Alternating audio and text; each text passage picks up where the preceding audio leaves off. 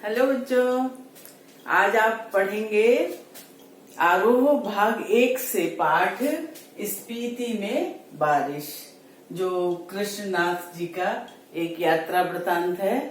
मैंने तुम्हें पहले ही बताया कि कृष्णनाथ जी जो थे वो बौद्ध धर्म से प्रभावित हो गए थे और उन्होंने घूमना शुरू करा था। यायावरी प्रवृत्ति उनकी हो गई थी और उसी भ्रमण के दौरान उन्होंने स्पीति में जो अनुभव किया उसको इस यात्रा वृतांत में लिखा है, स्पीति में बारिश। ठीक है बच्चों, कुछ प्रश्नोत्तर कल तुम कर चुके। स्पीति जो है वो लाहौल स्पीति जिले की तहसील है, तुम्हें पता है, और हिमाचल प्रदेश में है। ठीक है, तो अब पढ़ो। वर्षा यहाँ एक घटना है, सुखद संयोग है, लेखक ने ऐसा क्यों कहा। बच्चों, मैं पहले भी तुम्हें बताया कि वहां पर वर्षा बिल्कुल ना के बराबर होती है। कभी अगर 2-4 बूंदे कभी पड़ गई या कुछ छींटे पड़ गए तो वहां ये घटना मानी जाती है और बहुत ही सुखकारी सुखद संयोग माना जाता है। लेखक जब वहां गया तो काजा के डाक बंगले में ठहरा हुआ था। रात में जब वो सो रहा था तो अचानक खिड़की खड़कने की आवाज आई, तो उन्होंने झांक कर देखा, वहां पर कुछ भी दिख नहीं रहा था, लेकिन बारिश अनुभव की जा सकती थी। तो उस यात्रा को बहुत ही शुभ माना गया और उनसे कहा गया कि आप यात्रा प्रारंभ कीजिए, चूंकि वर्षा हुई है इसलिए ये यात्रा शुभ रहेगी। कहने का मतलब अगर बारिश हो गई वहां पर तो उसे एक घटना या सुखद संयोग माना जाता है। लेखक ने ऐसा इसलिए कहा क्योंकि वहां पर वर्षा बिल्कुल होती ही नहीं है। एक ऐसा दुर्गम और पर्वतीय स्थल है जिसमें कि वर्षा ना के बराबर होती है। तुमने देखो पर्वतीय स्थलों के इतने उदाहरण पढ़े कि वहां पर बारिश कितनी अच्छी लगती है, किंतु ये एक ऐसा स्पीति में बारिश स्पीति जो है वो ऐसा पर्वतीय स्थल है जहाँ पर वर्षा होती ही नहीं है। इसी कारण से लेखक ने अपने यात्रा वृतांत में इसको लिखा है कि स्पीति में वर्षा होना एक घटना है, सुखद संयोग है, सुख देने वाला कोई एक संयोग है, और इसलिए क्योंकि बारिश वहां पर बिल्कुल होती नहीं है। ठीक है, अगला क्वेश्चन है, स्पीति अन्य पर्वतीय स्थलों से किस प्रकार भिन्न है। ये मैंने कल भी तुम्हें बताया था कि अत्यंत दुर्गम स्थान है। इतिहास में इसका नाम तक नहीं मिलता, उल्लेख तक नहीं मिलता। क्यों? क्योंकि ये दुर्लंघनीय है। इसको इतनी ऊंची ऊंची पर्वत श्रेणियां हैं कि वहां पर कोई जाना नहीं चाहता।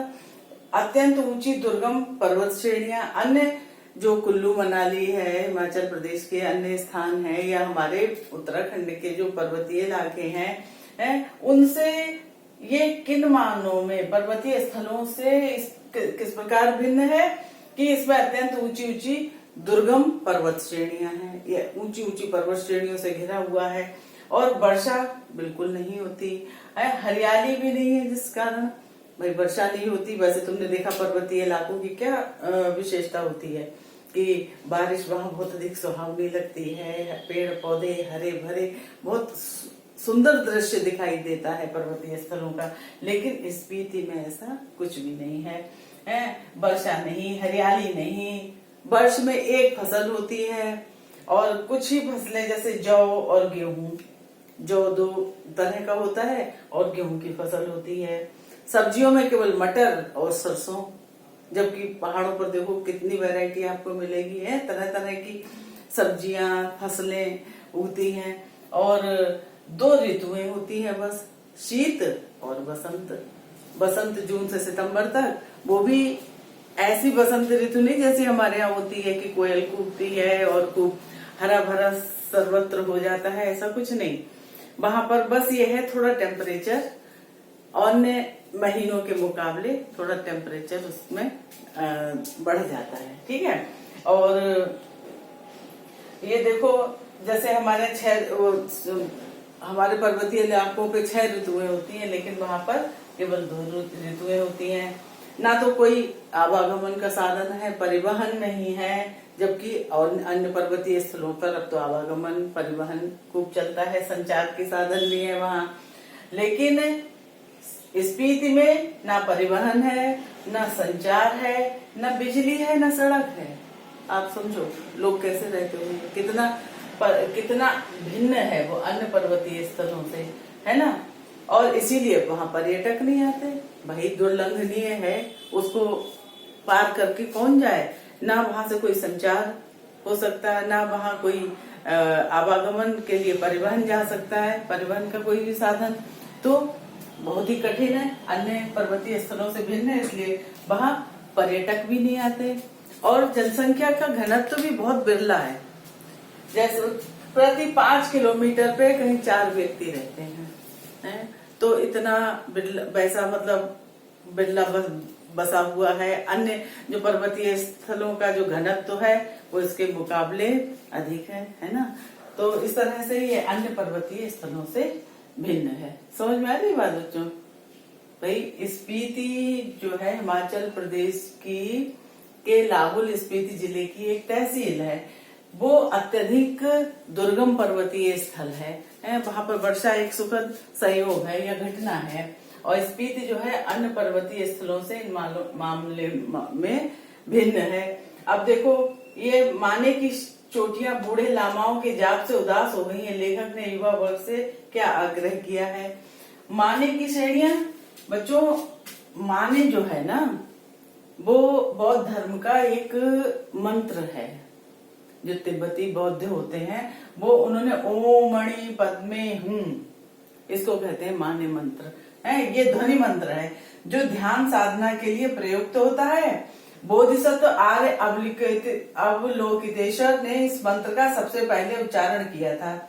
इसके उच्चारण से करुणा की उत्पत्ति होती है, माने। और इसीलिए वो जो श्रेणियां माने श्रेणियां कहलाती हैं, पर्वत श्रेणियां, तो ये कह रहे हैं ये माने, मुझे लग रहा है उन्हीं के नाम पे, इसी माने मंत्र के नाम पे ही इनका नाम हुआ है। ये माने की चोटियां बूढ़े लामाओं के जाप से उदास हो गई हैं। लेखक ने युवा वर्ग से क्या आग्रह किया है? इस प्रश्न का उत्तर ये देना होगा कि लेखक कहना चाहता है कि यहाँ पर युवा वर्ग आए हैं, वहां पर किल्लोल करे और वहां पर अपने एफर्ट, अपने प्रयत्न करे, आरोहण करे, तो हो सकता है कि ये जो स्पीति के में जो माने की चोटियां हैं वो उनकी जो उदासी है वो खत्म हो जाए। क्योंकि जो बूढ़े लामा कौन होते हैं बच्चों? लामा जो होते हैं तिब्बती बौद्ध धर्म के गुरु होते हैं, ठीक है, आध्यात्मिक गुरु होते हैं उनके। तो कह रहे हैं ये माने की चोटियां बूढ़े लामाओं के जाप से उदास हो गई हैं। ये धार्मिक गुरु हैं, ये बूढ़े जो धार्मिक गुरु हैं, बौद्ध गुरु, तिब्बती बौद्ध गुरु, वो जो है ये मंत्र का जाप करते रहते हैं, माने मंत्र का, ओम मणि पद्मे हूं। लेखक चाहता है कि वो उस मंत्र के जाप से जो है बराबर जो वहां पर उदासी छा गई है वहां पर थोड़ी रौनक आए। वो रौनक कैसे आएगी? कौन कर सकता है? भाई युवा वर्ग चाहे तो क्या नहीं कर सकता है ना। तो युवा वर्ग को आगे आना चाहिए, स्पीति में जाना चाहिए और वहां पर आरोहण करना चाहिए, वहां खेल आयोजित करने चाहिए, वहां सारे कार्य जो है वो युवा वर्ग करे तो शायद लोगों का ध्यान इस स्पीति तहसील की ओर जाए, जो कि अत्यंत दुर्गम इलाका है और मुख्य धारा से कटा हुआ है, ठीक है। लेखक माने श्रेणी का नाम बौद्धों के माने मंत्र के नाम पर करने के पक्ष में क्यों है? लेखक जो है, जो माने श्रेणियां हैं, उनका नाम बौद्धों के माने मंत्र के नाम पर करने के पक्ष में है। और वो सोचते हैं कि है ये माने जो श्रेणी है वो शायद इसी माने मंत्र के नाम पर ही है। और वो खुद भी कहना चाहते हैं, खुद भी चाहते हैं कि इन श्रेणियों का नाम होना ही चाहिए माने, क्योंकि यहाँ पर बौद्ध भिक्षु जो हैं, बौद्ध गुरु जो हैं, तिब्बती बौद्ध गुरु जो हैं वो और बौद्ध भिक्षु जो हैं वो ओम मणि पद्मे हूं माने मंत्र का जाप करते रहते हैं।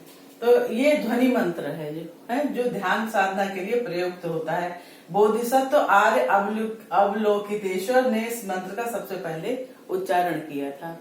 बच्चों, हीनयान और महायान, बौद्ध धर्म जो था वो दो शाखाओं में विभक्त हो गया था, हीनयान और महायान। महायान वाले जो है वो इनको महात्मा बुद्ध को अवतार मानते, भगवान मानते हैं। तो वो जो है इस मंत्र का उच्चारण करते हैं। तो ये यहाँ पर इस प्रश्न का उत्तर यही होगा कि लेखक माने श्रेणी का नाम बौद्धों के माने मंत्र के नाम पर करने के पक्ष में क्यों है? क्योंकि ये माने मंत्र के नाम पर माने मंत्र वहां पर जाप होता है, इसलिए वो लेखक चाहता है कि इन श्रेणियों का नाम माने ही सही है, उचित है। माने श्रेणी जो नाम है वो उचित है, वो भी यही नाम रखना चाहते हैं क्योंकि यहाँ पर माने मंत्र का जाप होता है। और माने मंत्र मैंने तो बता दिया कि माने मंत्र जो है वो बौद्ध भिक्षु जो जाप करते हैं, एक मंत्रोच्चार करते हैं जिससे कि करुणा की उत्पत्ति होती है। उनका मानना है कि इस मंत्र को बराबर जाप करने से करुणा की उत्पत्ति होती है, वातावरण में करुणा आती है। तो इसलिए इस श्रेणी का नाम, माने श्रेणी का नाम बौद्धों के माने मंत्र के नाम पर ही रखने के पक्ष में है लेखक। बच्चों, समझ में आया प्रश्न? वर्षा यहाँ घटना है, सुखद संयोग है। लेखक ने ऐसा क्यों कहा? क्योंकि वहां पर वर्षा कम होती है। वर्षा ना के बराबर होती है, कम क्या, बहुत कम, ना के बराबर होती है। कभी हो गई तो वो एक घटना मानी जाती है, बहुत सुखकारी संयोग माना जाता है। अन्य वो अपने पाठ में, यात्रा वृत्तांत में कभी कभी ये भी याद करते चलते हैं कि कालिदास ने जो ऋतु संहार में वर्षा का वर्णन किया है, वैसा यहाँ कुछ नहीं है। स्पीति में ऐसा कुछ नहीं है कि कोई कवि जो है उस ऋतु से, वर्षा से प्रभावित होकर उससे आकर्षित होकर कविता कर डाले। अब देखो, सुमित्रा नंदन पंत जी ने पर्वत प्रदेश में पावस कविता लिखी, तुम लोगों ने पढ़ी है ना। वो इतना उन्हें रमणीय लगता है। पावस ऋतु में, वर्षा ऋतु में जो पर्वतीय स्थल पर रमणीयता छाती है, वो उन्हें इतनी आकर्षित करती है, वो कविता लिखने बैठ जाते हैं, है ना। और लेकिन यहाँ पर वर्षा ऐसी वर्षा नहीं होती जो किसी ही कवि का मन कविता लिखने के लिए प्रेरित हो। ठीक है, तो ये जो है वही बात है कि वर्षा ना होना, मुख्य बातें ध्यान रखो। और स्पीति अन्य पर्वतीय स्थलों से किस प्रकार भिन्न है वो मैंने तुम्हें बताई। और ये माने की चोटी बूढ़े लामाओं के जाप से उदास हो गई। लेखक ने युवा वर्ग से क्या आग्रह किया है ना। वो चाहते हैं कि युवा वर्ग आए और इस उदास पड़े स्पीति में अपनी जो है कार्यवाही करे, कुछ आरोहण करे, कुछ और अन्य तरीके निकाले जिससे कि यहाँ पर रौनक हो जाए। ठीक है, और ये बौद्ध लेखक माने श्रेणी का नाम बौद्ध के माने मंत्र के नाम पर करने के पक्ष में क्यों है? क्योंकि वहां पर ओम मणि पद में हूँ माने, मतलब जो मंत्र है तिब्बत बौद्ध भिक्षु जो जिसका जाप करते हैं उसके नाम पर इसलिए करना चाहते हैं क्योंकि ये वहां पर माने मंत्र का जाप होता है। इस तरह से बच्चों ये 1 2 3 4 है, 4 प्रश्न तुम्हारे खूब अच्छी तरह तैयार हो जाने चाहिए। अब आगे देखते हैं अगले वीडियो में। धन्यवाद।